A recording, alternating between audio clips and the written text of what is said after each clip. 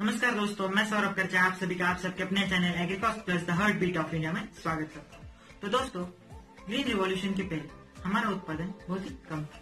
Green revolution के बाद वो धीरे धीरे बढ़ने लगा और फिर बाद में वो धीरे धीरे घटने लगा। तो एक क्यों घटने लगा, इसके बहुत सारे कारण हैं। फिर भी आज हम प्रमुख 5 कारण पे डिस्कस करेंगे और इसके क्या उपाय हो सकते हैं इसके बारे में भी जानकारी देंगे। तो देखते रहिए।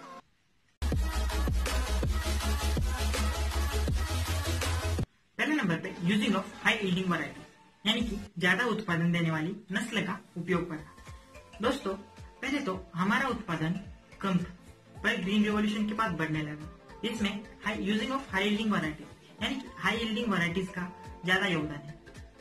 इसमें क्या होता है, आपका जो भी जमीन की मिट्टी है उसमें पहले तो न्यूट्रिएंट्स बहुत ज्यादा प्रमाण में। जब आपने इस हाई यील्डिंग वैरायटीज का उपयोग किया तो आपका उत्पादन बढ़ने लगा, पर इसके साथ आपका जो भी मिट्टी में जो भी माइक्रोन्यूट्रिएंट्स मैक्रोन्यूट्रिएंट्स थे वो धीरे धीरे घटने लगे और आपका उत्पादन कम होने लगा। यही कारण है हाई यील्डिंग वैरायटीज एक समय पर ज्यादा से ज्यादा उत्पादन, जब ये आपको ज्यादा उत्पादन दे रहा है, आपसे ज्यादा लेगा ना, कोई आपको ज्यादा चीजें दे रहा है तो आपसे ज्यादा पैसे लेगा ना।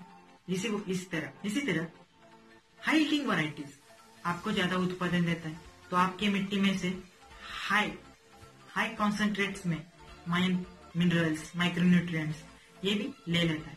इसकी वजह से पहले तो आपकी जमीन में बहुत सारे न्यूट्रिएंट्स थे पर बाद में कम होने लगे। इसकी वजह से आपका उत्पादन पहले तो बढ़ा, न्यूट्रिएंट्स यूज हुए, बाद में घटने लगा, यानी आपने उसे न्यूट्रिएंट्स कम दिए।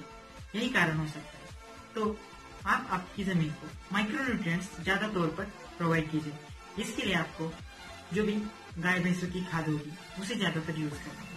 इसकी वजह से आपके खेत को माइक्रोन्यूट्रिएंट्स ज्यादा तौर पर मिल जाएंगे। दूसरे नंबर पे यूजिंग ऑफ फर्टिलाइजर्स यानी कि ग्रीन रिवॉल्यूशन के बाद हमने केमिकल्स का यूज बहुत ज्यादा बढ़ा। जहाँ पर पहले हम 0.5 kg per hectare chemical fertilisers use करते थे, वो आज हम 110 से 120 kg पर हेक्टर यूज कर रहे हैं। यानी कि कितना बड़ा गैप है। तो दोस्तों, इतना ज्यादा जब आप फर्टिलाइजर्स यूज शुरू करेंगे तो आपका उत्पादन घटेगा, क्योंकि आप आपकी जमीन को यानी मिट्टी को मैक्रोन्यूट्रिएंट्स दे रहे हैं, यानी कि नाइट्रोजन, फास्फोरस, पोटेशियम, पर आप इसमें उस जमीन को माइक्रोन्यूट्रिएंट्स नहीं प्रोवाइड कर रहे। यानी कि आपने मैन्यूअर्स, जो भी आपकी ऑर्गेनिक खाद है, वो देना बंद कर दिया। इसके कारण आपका उत्पादन घट रहा है।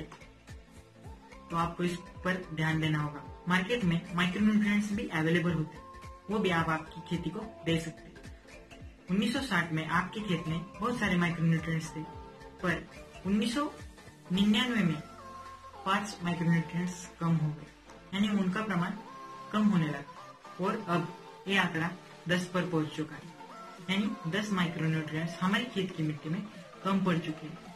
अगर माइक्रोन्यूट्रिएंट्स ही कम पड़ेंगे तो हमारा उत्पादन कैसे बढ़ेगा, ये कारण है। तीसरे नंबर पे इरिगेशन मेथड्स, यानी कि अभी भी इंडिया में फ्लोइंग वाटर यानी पाट से पानी गया ये चल रहा है।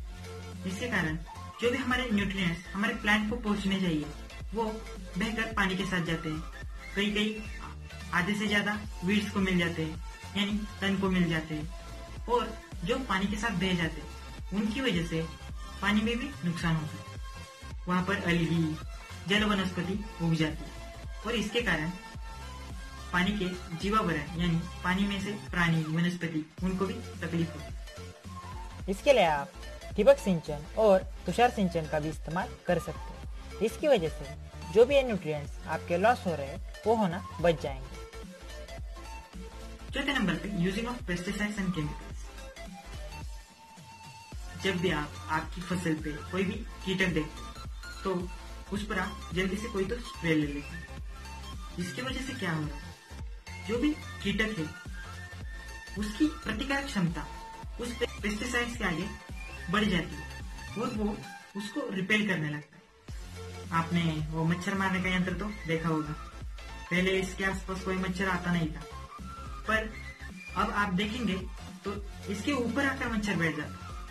इसके लिए वो कंपनियां उनका मैक्स वर्जन बना रही है। इसी तरह जब आप आपकी फसल को एक ही पेस्टिसाइड ज्यादा दिन तक यूज करोगे तो वो जो जंतु होगा वो उस पेस्टिसाइड को रिपेल करेगा, प्रतिकार दिखाएगा।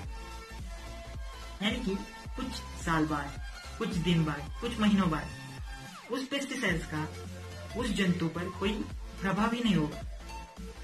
तो आप क्या कर सकते हैं, चेंजिंग पेस्टिसाइड्स, इस बार अलग, दूसरी बार अलग, और प्रमुख आप गौमूत्र और आप जो भी बायोपेस्टिसाइड्स है उनका भी यूज कर सकते हैं। इसके कारण ज्यादातर जीवाणु आपके फसल को डैमेज नहीं करेंगे।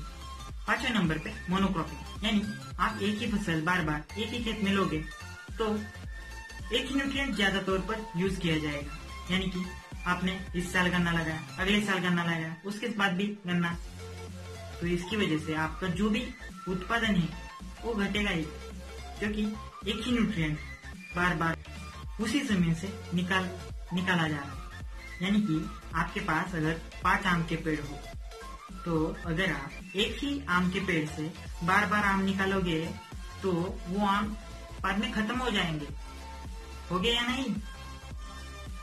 तो दोस्तों इसी तरह अगर आप एक ही जमीन से बार बार एक ही न्यूट्रिएंट्स निकाल लोगे तो आपको फसल बढ़कर कैसे आएगी, मोनोक्रॉप, यानी एक ही फसल बार बार लेना, ये भी आपकी जमीन की उत्पादकता घटने का कारण हो सकता है। तो इसके लिए आप फसल चेंज करके लगा दीजिए, यानी मूंगफली, यानी लेगुमिनस क्रॉप्स, दाल वर्गीय क्रॉप्स। इस तरह से पौधे आप जब आपकी खेत में लगाओगे तो वो नाइट्रोजन, यानी हवा का जो भी नाइट्रोजन है वो आपकी खेत की मिट्टी में इंट्रोड्यूस कर देंगे। इसकी वजह से आपकी जमीन की प्रोडक्टिविटी बढ़ेगी और आप ज्यादा उत्पादन लो सकेंगे। इसी तरह जानकारी पूर्ण वीडियो पाने के लिए आप सब्सक्राइब कर सकते हैं आपका अपना channel Agricos plus the heartbeat of India, और बेल आइकन को प्रेस करना मत भूलिए।